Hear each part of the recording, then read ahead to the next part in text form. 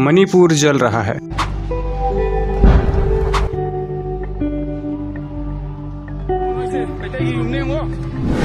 मणिपुर से आए हमारी बहनों की वीडियो ने पूरे देश को शर्मसार कर दिया। हम विगत 3 महीनों से सुनते आ रहे थे कि मणिपुर में हिंसा हो रही है, लोग मारे जा रहे हैं, उनके घर जलाए जा रहे हैं, लॉ एंड ऑर्डर तो जैसे सड़कों पे नंगी घूम रही है। पर हमारी मीडिया और गवर्नमेंट तो कहीं और ही लगी हुई है। 19 जुलाई को देश को शर्मसार कर देने वाली वीडियो आई। मणिपुर की जो घटना सामने आई है,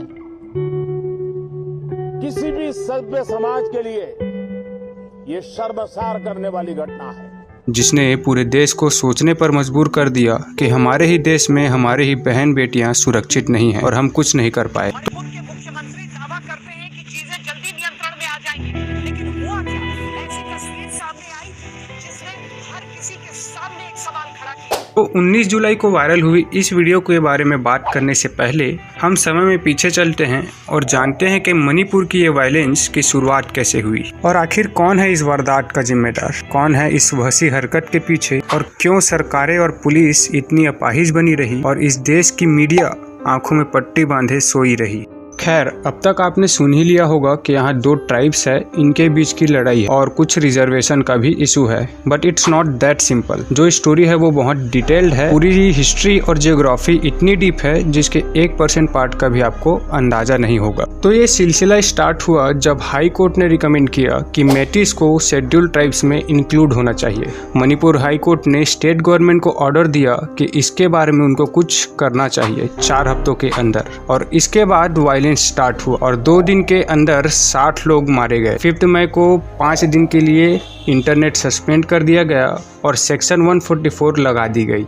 इससे पहले 3 मई को एक tribal organisation all tribal student union Manipur ने एक ट्राइबल सॉलिडेटरी मार्च का आयोजन किया जिसमें 60,000 से ज्यादा लोग शामिल हुए। और इस रैली में वायलेंस शुरू हुआ जब ये रैली चूराचंद्रपुर के तोरबुंग एरिया से होते हुए गुजर रही थी। इस दौरान अलग अलग जगहों पर मैती और कुकी कम्युनिटीज के लोगों के घरों में, प्लेसेस ऑफ वर्शिप में, पब्लिक प्रॉपर्टीज में, हर चीज में आग लगा दी गई। यहाँ पर कुकी कम्युनिटी से बिलोंग करने वाले एक बीजेपी MLA पर भी अटैक किया गया जिसमें उनके एक ड्राइवर की डेथ हो गई। न्यूज रिपोर्टिंग के मुताबिक 3 मई के वायलेंस को 1700 से ज्यादा घरों को जला दिया गया और यही वायलेंस आग की तरह और बढ़ती ही रही।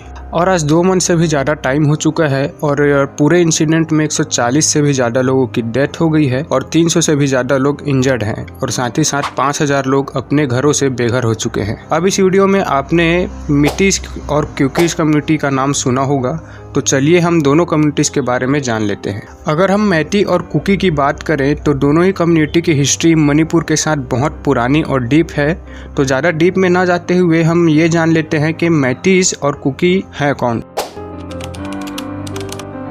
So, according to the 2011 census, Metis follow only 2 religions with an overwhelming majority of Metis practicing Hinduism. Around 16% of Metis traditionally believe in Sanamahi religion named after god Sanamahi. Among 8% of Metis follow Islam.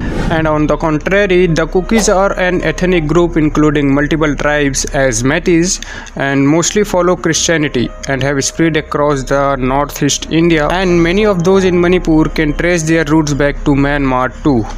इस मैती और cookie community के clash को बहुत लोग Hindu versus Christian issue की तरह label कर रहे थे, but it's way more complex than that.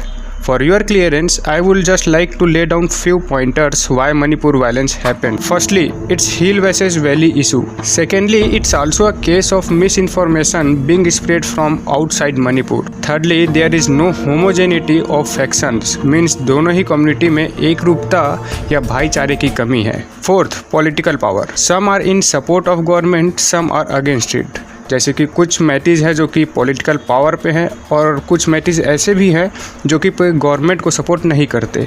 And finally reservation तो पूरे भारत देश की समस्या बनी हुई है जो कि मणिपुर वायलेंस का भी एक कारण है। You should also know that both the factions have committed gruesome crimes in the state. It's not like Islamic radicals butchering Kashmiri Hindus and at this moment army too can not do much because you can't order the army to kill everybody. इसके अलावा एक administrative point of view से यदि किसी जातीय दंगे के रूप में किसी विशेष क्षेत्र में रेप, मर्डर और कोई अन्य भयानक अपराध हुए हैं तो मानवता के खिलाफ उन व्यक्तिगत अपराधों पर ध्यान देने से पहले प्रशासक की प्राथमिकता पहले शांति स्थापित करना है, फिर न्याय प्रदान करने की दिशा में आगे बढ़ना है।